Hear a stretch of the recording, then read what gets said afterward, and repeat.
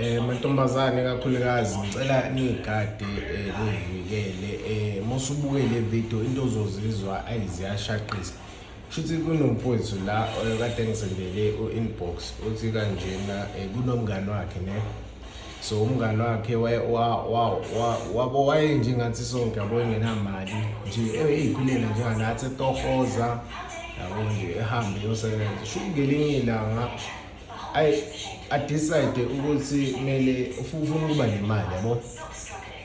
So uma ichaza lento umfowethu athi obexoxele ethi manje uzwenza kanjani ethi ayikhulileka wena khona into engizenzayo ngiyabheja ngenza yonke lonto hayi kudlule. Shuthi emva kwaloko angazi umfowethu shuthi ahamba ayobona inyanga yabo. Le nyanga lena yayivele idumile endaweni yabo. Dumile yaziwa nje ngomuthi yawushaya umuthi isibasizile futhi abantu abaningi. Shuthi lo mfowethu ahamba ekuyona yabo. Manje lo mfowethu akazi ukuthi uzwa kwenyanga yena wazi ukuthi uyabheja wenza zonke lezo zinto zame imali yabo. Semva kwaloko ahamba ekuyena lo mfowethu yabo. Shuthi ke imfika imsiza inyanga ithi inyanga izodinga ukuthi every time yena uma efuna lento uzomnika kodwa ukuze ilethe imali ngosuku izobe iletha imali nje eko-50,000. Leyo mali kumele enze sure ukuthi uyayiqeda 50% wayo uzothenga izilukhunjana into ayidingayo mhlawumbe ukwakha umuzi noma ukwenza yonke leyo. Kodwa enye kumele enze sure ukuthi uyispenda kwamantombazane yabo. Uyiphuza utshwala spenda kakhulukazi kumuntu esimama kodwa kumele enze sure futhi ukuthi kuba khona abuya naye ayolala naye yabo. Kuyo kusayingxenye yalo 50,000 shuthi yena lo mfezi ngosuku wenza 50,000 yabo.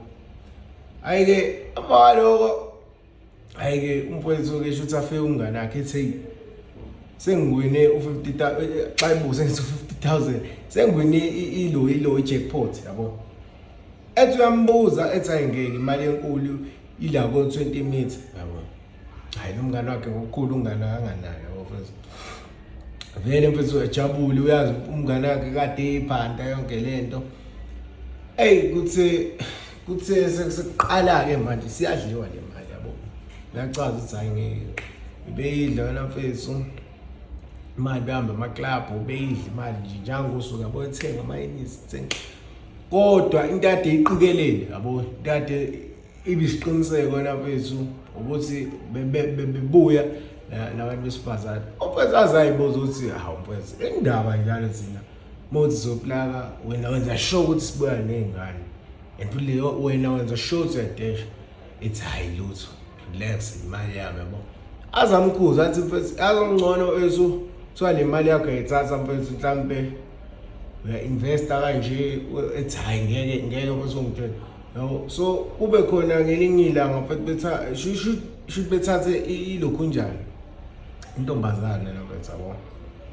Mabeyithatha lengane nomjitha lona enze the same thing lento ahleze yenza yabo.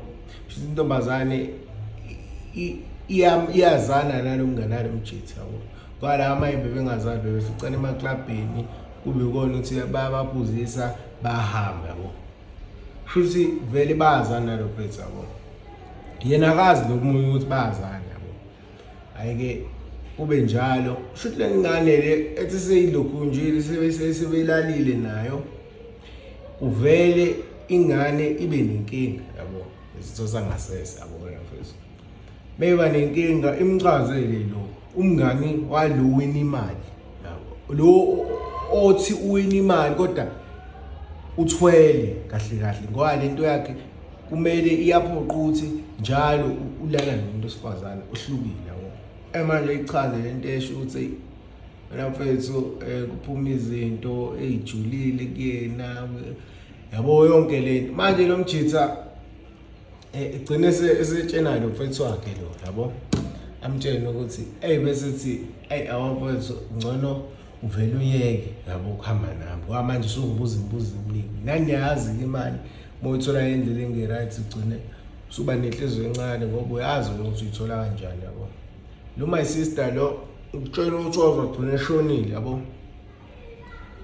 ngoba lento sho ukuthi yamlimaza kakhulu yabo, lento yenziwayo lo mfowethu.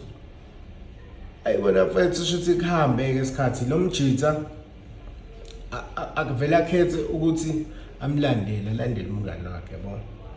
Uma emlandela umngane wakhe wena mfethu ufuna ukubona ukuthi yini lahleze iphakela, khona into ahleze ayiphakela lapha yabo, nakazi kodwa uyafisa ukwazi ukuthi yini lahleze ayiphakela yabo.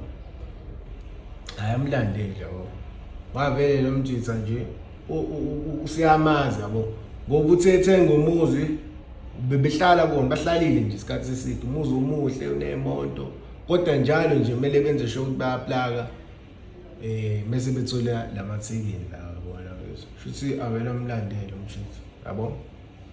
Mayibeka lento nafethu kumele ngesikhathi emlandela yena ngabona ukuthi lo uyabona ukuthi uvele uyamlandela, lo olandelayo senombolile ukuthi avele uyamlandela yabo. Futhi wena mfethu emjitha hayi abone ukuthi hayi ngeke lo muntu lo ukhona inyanga asebenza naye yabo, ase ethi ememeze ethi wena uyenzelani lento yabo. Lo mjitha bese eyaphendula ethi vele bese ngikulindele yabo, avele akhiphe ilo inhlokohlele azama ukumdubula yabo. Memdubula wena mfethu lo mjitha lo amshaya unyawo yabo, semshaya unyawo mshaya unyawo yabo. Hayi mbalo lo mjitha azama ukuthi abaleke, lo mfethu afike kuyena amqedelele, aphinde amshaya olunye nhlanhla le mfethu wasenda yabo, hamba esibhedlela yabo. Thome hamba esibhedlela, kanti lento le akade kumele ayenza lelo suku lo usephazamisekile, akasayenzi yabo, because manje kumele ahambe enzani eyophuza aphinde athole ilokhu njani amathekini yabo. Isimdlulile lento le, useba nenkinga yabo. Izinto seziyaqala ziyabheda yabo, akusahambi kahle ngobani akasawulandelanga umthetho lokade kumele awulandele yabo, ngenxa lesehlakalo lesi. So into engizama ukuyisho bafethu ukuthi asigadeni abantu esihamba nabo, ngoba kulula ukugaxela kwezinto zabantu yabo.